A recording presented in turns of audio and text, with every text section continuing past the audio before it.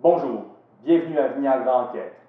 Avec la croissance du commerce électronique qui procure plusieurs avantages, dont l'économie et la simplicité d'utilisation, ainsi que l'influence de la société occidentale sur l'image de soi, le marché de la vente libre de médicaments sur Internet est en hausse. Ce facteur se nourrit des publicités qui favorisent la recherche de l'image parfaite dans la représentation de l'homme et de la femme. Ces mêmes publicités que l'on retrouve partout sur Internet, sur les réseaux sociaux ou dans les revues. C'est pourquoi les gens sont prêts à tout pour modifier leur physique, soit avec la chirurgie en payant de sommes astronomiques, ou tout simplement en croyant au remède magique et avaler n'importe quel médicament sans savoir ce qu'il contient véritablement. Vous connaissez peut-être certains produits, comme le Végérix, que nous parlerons plus tard dans le documentaire, ou les imitations de produits brevetés, comme par exemple les imitations de Viagra. Ce sont ces petites pilules magiques qui vous permettent de venir contrer la perte de cheveux, le vieillissement de la peau, ou encore redonner du piquant à votre vie sexuelle. Mais savez-vous que près de 90% de ces 10 vendeurs de médicaments ne sont que des escrocs et Santé Canada vous dit de se méfier. On se demande si l'utilisation des pilules pour modifier son apparence est éthique, ou est-ce que ces pharmacies en ligne profitent des faux besoins des gens qui ont peu de confiance en eux. Oui, nous sommes présentement sur le site de l'entreprise Leading Edge Health. C'est une de ces entreprises qui font du e-commerce de médicaments. Quand on arrive sur la page web, on a tout de suite une présentation des produits pour l'élargissement du sexe fort, pour l'anti-vieillissement ou des produits pour anti-perte de cheveux. Ce qui est intéressant, c'est que le site est rempli de slogans, de réussite, des testimonials qui vantent les mérites de ces produits. Et aussi sur la page principale, ce qui est intéressant de noter, c'est qu'on a 2 médecins qui nous recommandent fortement ces médicaments-là, ou du moins 2 images de médecins, c'est à voir. On a une belle photo d'un beau bâtiment qu'on ne sait pas trop c'est quoi parce qu'on n'a pas d'adresse. D'ailleurs, c'est important de noter que c'est exactement le type d'entreprise dont nous recommande de se méfier Santé Canada. Notre équipe a rejoint l'entreprise Leading Edge Health pour obtenir de l'information sur les produits ainsi que leur localisation pour savoir si la livraison se faisait jusqu'au territoire canadien. Mais malheureusement, l'appel s'est mal terminé après un début prometteur. Customer service, Jennifer speaking. How may I help you? Hi, how are you?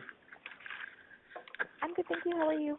Good, good. I'm interested into your products, but I have a couple questions before I buy one of these on your website.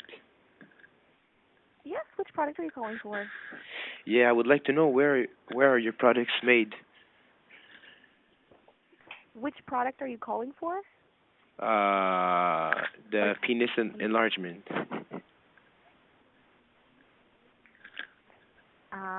We have the pills, they're enhancements. Yeah. What's the name of the product? I forgot. I just closed the web page. Hold on a second. Well, our best, we have this Bigger X Plus. Is that the one you were calling for? Yeah, that's the one I'm calling for. Okay. Yeah. So we have 2 warehouses, one in Nevada and one in Tennessee. So they're One in manufactured and Tennessee. shipped from. Okay, so it's based in the United States. Yes. Okay, all right. And where are your products tested? Pardon? Where? Yeah, I would like to know where is this product tested? On who? We did the testing in the United States. All right. They're all manufactured and shipped and everything. Do you have any warehouses in Canada? No, we don't have.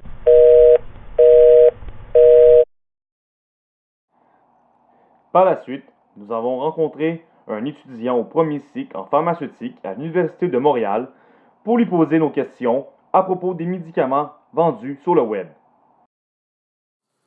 Que pensez-vous des comprimés en vente libre sur Internet? Premièrement, je crois pas que c'est une pratique très sécuritaire parce qu'il n'y a aucune façon de vérifier si le médicament est bien celui qu'on pense qu'il est. Aussi, Surtout si on s'achète des médicaments qui sont d'ordonnance via Internet, sans avoir été vu préalablement par un professionnel de la santé, qui a pu évaluer que ce médicament-là allait être bon pour nous, qu'il n'y aurait pas d'interaction avec la médication qu'on prend déjà, puis qui concorde bien avec nos valeurs que nous on recherche. Donc, je crois que c'est une pratique qui est assez dangereuse d'acheter des médicaments sur Internet, justement à cause de la fraude qui est très présente. Donc, si un médicament qui n'est pas homologué, donc qui ne se retrouve pas en pharmacie, parce que comme on sait, pour qu'un médicament soit vendu en pharmacie, il faut qu'il soit reconnu par l'organisme qui gère les médicaments au Canada, qui se retrouve à être Santé Canada.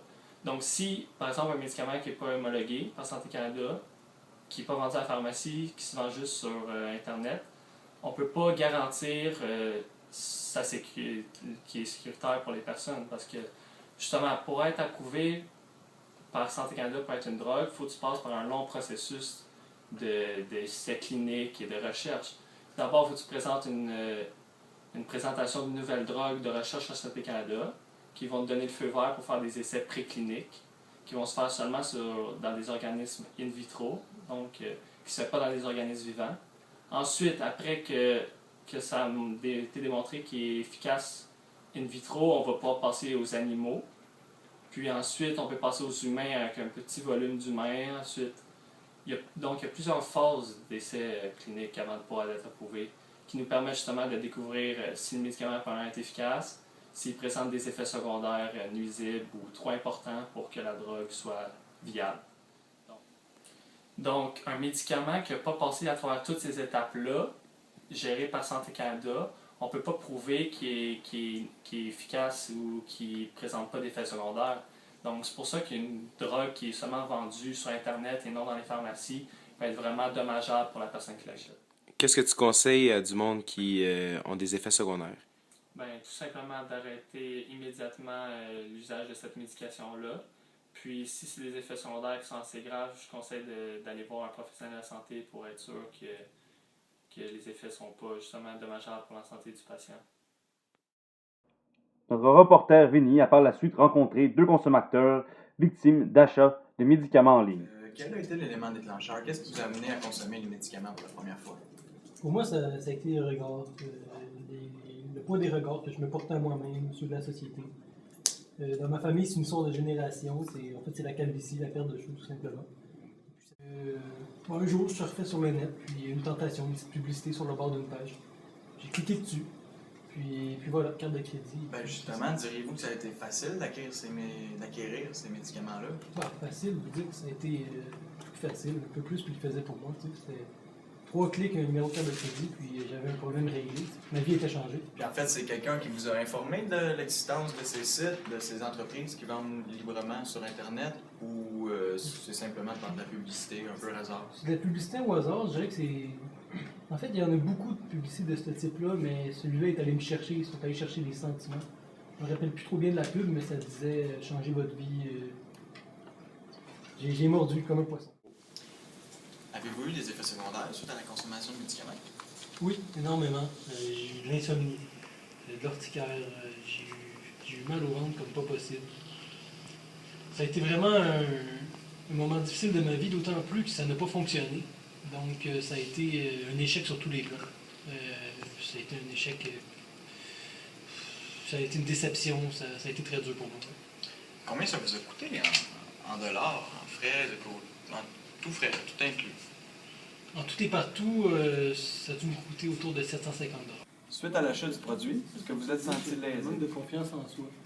Afin de faire de l'argent, puis de réussir à nous vendre un produit qui n'allait pas fonctionner et qui d'ailleurs n'était même pas homologué par Santé Canada, d'après mes recherches.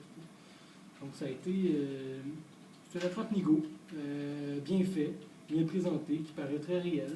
Le site internet en fait, selon moi, est professionnel et puis on se laisse prendre facilement. En fait, on comprend pourquoi les consommateurs ont été lésés. Encore aujourd'hui, il s'agit d'un gros néant. En fait, on a certains sites comme ceux de Santé Canada, Doctissimo, Wikipédia ou encore celui de la Fondation Chirac en France. Et on a toujours votre pharmacien qui regorge d'informations quant aux précautions à prendre sur l'achat de médicaments en ligne.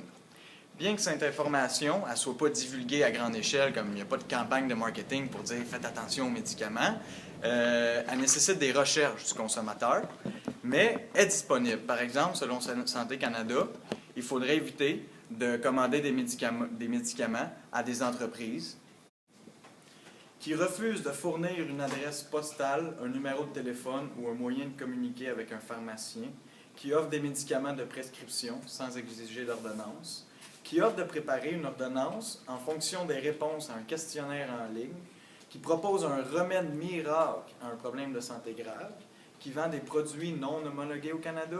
Il faut particulièrement se méfier des entreprises qui vendent directement aux consommateurs des produits de source étrangère.